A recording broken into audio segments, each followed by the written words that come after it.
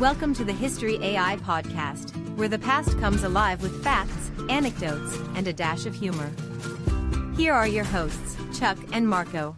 Welcome to the History AI podcast. I'm Chuck. And I'm Marco. Today, we're diving into the pivotal Battle of Warsaw in 1939, a crucial moment in the early days of World War II. Before we get into the thick of it, let's set the scene. It's 1939, and Europe is a powder keg. Germany, under Hitler, has been expanding aggressively. Right. Meanwhile, Poland is in a tough spot, caught between Nazi Germany and the Soviet Union. Let's dive into the background of the Battle of Warsaw. It's crucial to understand the geopolitical climate leading up to 1939. Absolutely, Chuck. Europe at this time was a continent on the brink. The Treaty of Versailles post-World War I had left Germany with deep-seated grievances, and Adolf Hitler was capitalizing on this discontent. Right, and Poland was in a particularly precarious position. The nation had regained independence in 1918 after over a century of partitions, but now it found itself sandwiched between two aggressive powers, Nazi Germany and the Soviet Union. Hitler's ambitions were clear. He wanted to expand eastward, aiming at the reacquisition of territories lost after World War I, and Poland was directly in his path. The planning of the Warsaw Operation didn't happen in isolation. It was a part of Hitler's larger strategy for the invasion of Poland, known as Fall Weiss or Case White. The plan was meticulous and relied heavily on the element of surprise and swift, decisive action. Indeed. The German strategy called for a pincer movement. Several army groups, including the technologically advanced panzer divisions and the Luftwaffe, Germany's air force, were to encircle and cut off Polish forces, trapping them. On the Polish side, despite the looming threat, the political and military leadership hoped for a diplomatic resolution, underestimating the imminent German aggression. Poland had agreements with France and the United Kingdom, but there was a general overestimation of how quickly these allies could provide effective support. The Polish military, though valiant, was not on par with the German war machine. Their equipment was outdated, and they lacked the advanced tactics and coordination that the Germans had perfected. But let's not forget Marco, the Polish spirit was indomitable. They prepared as best as they could, mobilizing their forces and fortifying positions, especially around key cities like Warsaw. That's the stage set for the siege that would become a defining moment in the early days of the Second World War. A David and Goliath story, where the Polish forces braced against a looming, powerful enemy. Diving into the details of the troops and leadership, the German invasion force was a formidable entity. We're talking about a well-oiled machine primed for blitzkrieg, or lightning war. Exactly, Marco. Blitzkrieg was a revolutionary form of warfare combining speed, surprise, and overwhelming force, primarily through the use of tanks and air power. The German forces were divided into multiple army groups. The most notable were Army Group North, commanded by Fedor von Bock, and Army Group South, led by Gerd von Rundstedt. Their forces included the elite panzer divisions, equipped with the most advanced tanks of the time, and the Luftwaffe, the German Air Force, which played a crucial role in both reconnaissance and providing air support. On the other hand, the Polish army, while brave and determined, faced significant disadvantages. They were under the command of Marshal Edward Rydz-Śmigły. Rydz-Śmigły, although a capable military leader, was facing an unprecedented threat. The Polish military structure was traditional, relying more on infantry and cavalry brigades. They did have some tank battalions and a modest air force, but these were not nearly as advanced or numerous as their German counterparts. It's important to note the morale factor here. The Polish troops, despite their equipment shortcomings, were fighting on their home soil for their homeland's survival. This imbued them with a strong sense of purpose and determination. Absolutely. In the face of overwhelming odds, stories of Polish cavalry bravely charging German tanks emerged, symbolizing the David versus Goliath nature of this conflict. Leadership-wise, while the Germans had a clear advantage in terms of military innovation and coordination, the Polish leadership, including generals like Tadeusz Kościuszko and Juliusz Rommel, demonstrated remarkable resilience and strategic acumen, often improvising in the face of the rapidly advancing German forces. And let's not forget, Chuck, the Polish also had a secret weapon, their code breakers, who had been working on cracking the German Enigma machine, providing crucial intelligence. Indeed, Marco. Their efforts would play a significant role in the overall war. As September 1939 dawned, the siege of Warsaw was not just imminent, it was inevitable. On September 1, the German forces initiated their assault, marking the start of a relentless and brutal campaign. The German strategy was clear, a swift and decisive attack, capitalizing on speed and surprise. The Luftwaffe, Germany's formidable air force, launched devastating air raids on Warsaw, targeting not just military installations but also civilian areas, aiming to demoralize the Polish defenders and population. The initial bombings were catastrophic, creating chaos and confusion. The city's infrastructure was heavily damaged, hindering the movement and communication of Polish forces. On the ground, the situation was equally dire. The German army, with its advanced panzer divisions, began a rapid advance toward the city. These tanks, supported by motorized infantry, cut through Polish defenses with alarming speed. The Polish army, however, was determined to defend their capital. Under the command of General Julius Rommel, they mounted a spirited defense, utilizing pre-war fortifications and setting up barricades within the city. Despite being outgunned, the Poles used their knowledge of the local terrain to their advantage. They launched several counterattacks, attempting to disrupt the German advance and buy more time for their defenses to solidify. But the German tactic of encirclement was devastatingly effective. The Wehrmacht's aim was to surround Warsaw, cutting it off from the rest of Poland and any potential reinforcements or supplies. It's worth mentioning, Chuck, the psychological warfare at play too. German propaganda, aimed at sowing despair among the Polish troops and civilians, was relentless. Absolutely, Marco. The Polish people, though, showed remarkable resilience. Amidst the chaos, stories of bravery and defiance began to emerge. This was the beginning of a siege that would not just test the military strength of the Polish forces, but also the endurance and spirit of the Polish people. The Battle of Warsaw, amidst its chaos and horror, was illuminated by countless acts of heroism and bravery, stories that deserve to be told and remembered. One such hero was Captain Władysław Radzienis, a Polish officer who commanded the defense of the Wisna stronghold against a vastly superior German force. Radzienis made a solemn vow to his troops: he would not leave his post alive. Radzienis' stand at Wisna, often termed the Polish Thermopylae, became a symbol of resistance. Despite being outnumbered approximately 40-1, his men held their ground for 3 days against German tanks, artillery, and infantry. Another figure who stands out is Lieutenant Colonel Henryk Sieciarski, the commander of the Westerplatte, a small Polish military outpost in the Free City of Danzig. Sieciarski and his men withstood 7 days of relentless German bombardment and assaults, far exceeding the expectation that they would hold for only 12 hours. Then there's the tale of the postal defenders of Danzig. Led by Konrad Gudowski, these Polish postmen defended the Polish post office in Danzig for 15 hours against German SS and SA units.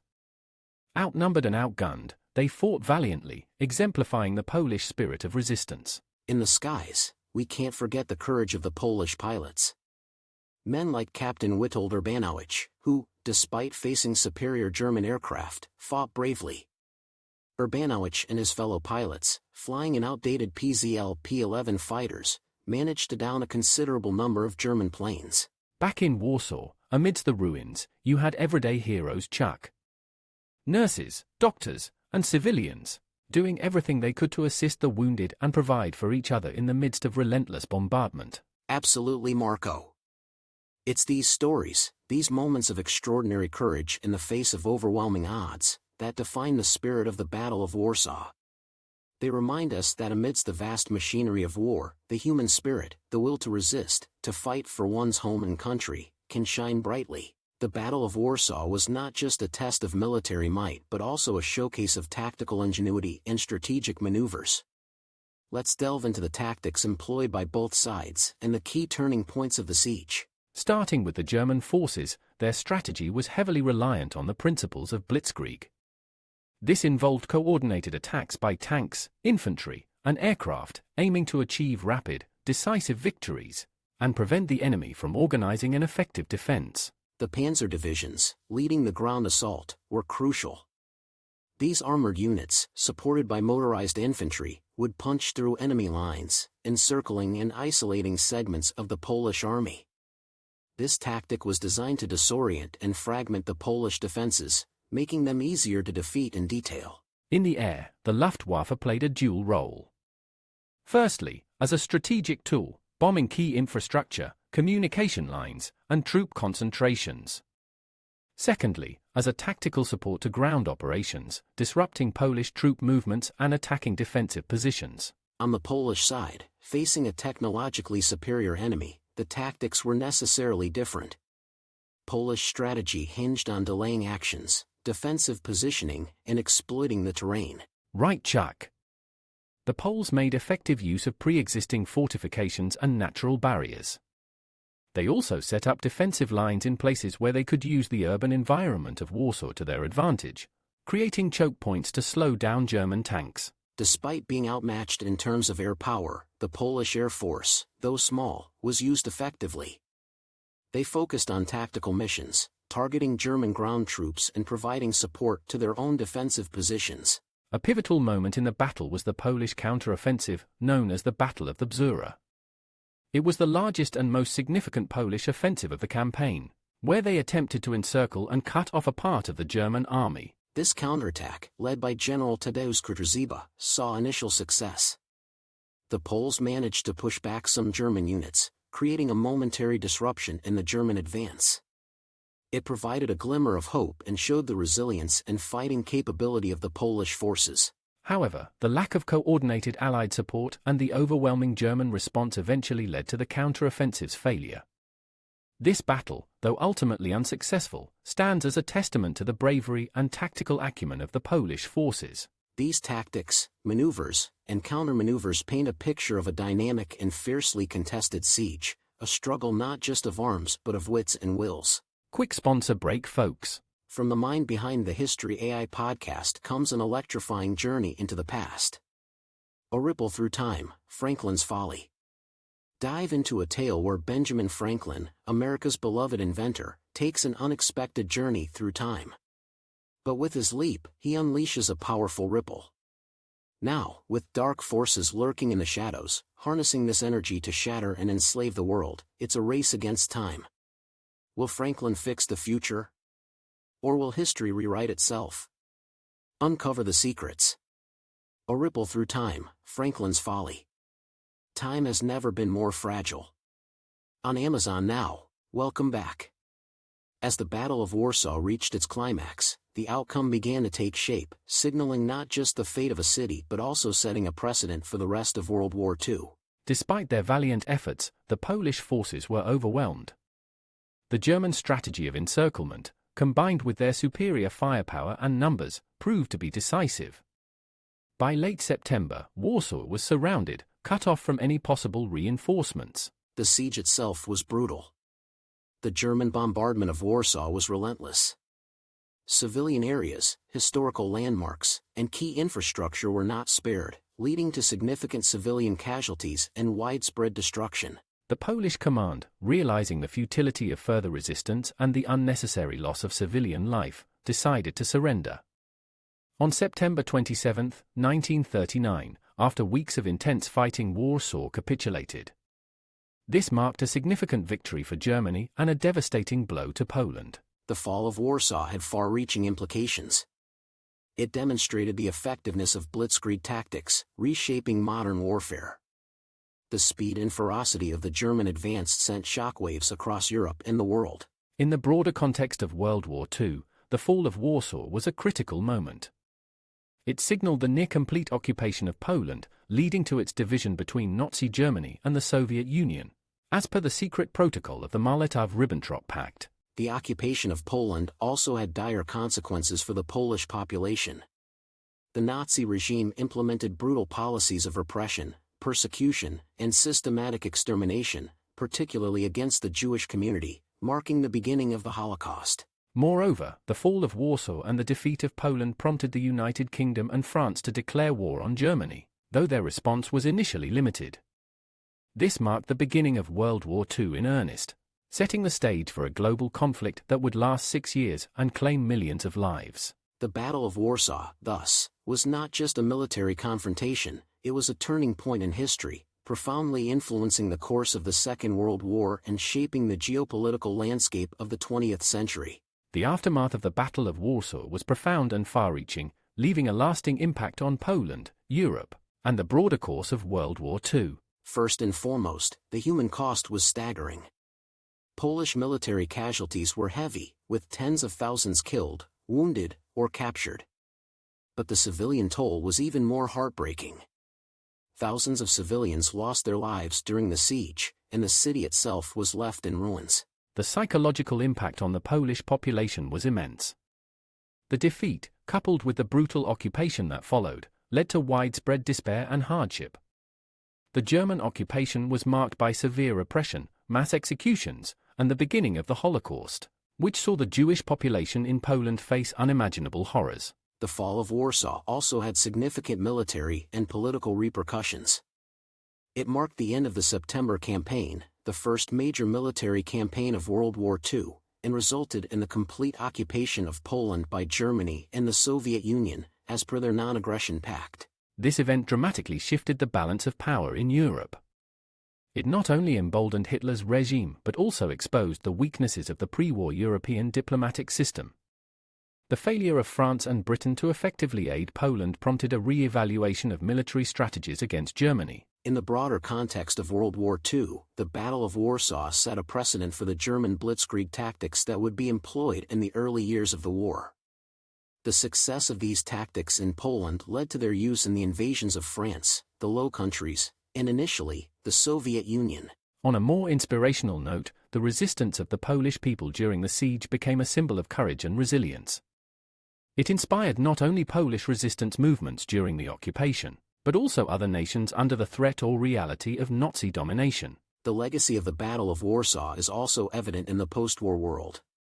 It served as a stark reminder of the horrors of war and the need for international cooperation to prevent such conflicts. The establishment of the United Nations and the emphasis on collective security can be seen, in part, as a response to the failures that led to World War II. And let's not forget the enduring memory of the battle in Polish national consciousness. It's a symbol of national sacrifice and the struggle for freedom, commemorated in Poland and by Polish communities worldwide. The Battle of Warsaw, therefore, was more than just a military engagement. It was a moment that changed the course of history, with a legacy that continues to resonate in our world today. As we close this episode, let's reflect on the lessons of Warsaw, the resilience in the face of adversity, the costs of war, and the enduring spirit of those who fought for their home and freedom. Thank you, listeners, for joining us on this journey through one of the pivotal moments of the 20th century. Remember to rate, follow, and share the History AI podcast. And don't forget, you can suggest future topics through our social media channels. Your input shapes our journey through history. Until next time, keep exploring, keep learning, and keep remembering. Goodbye.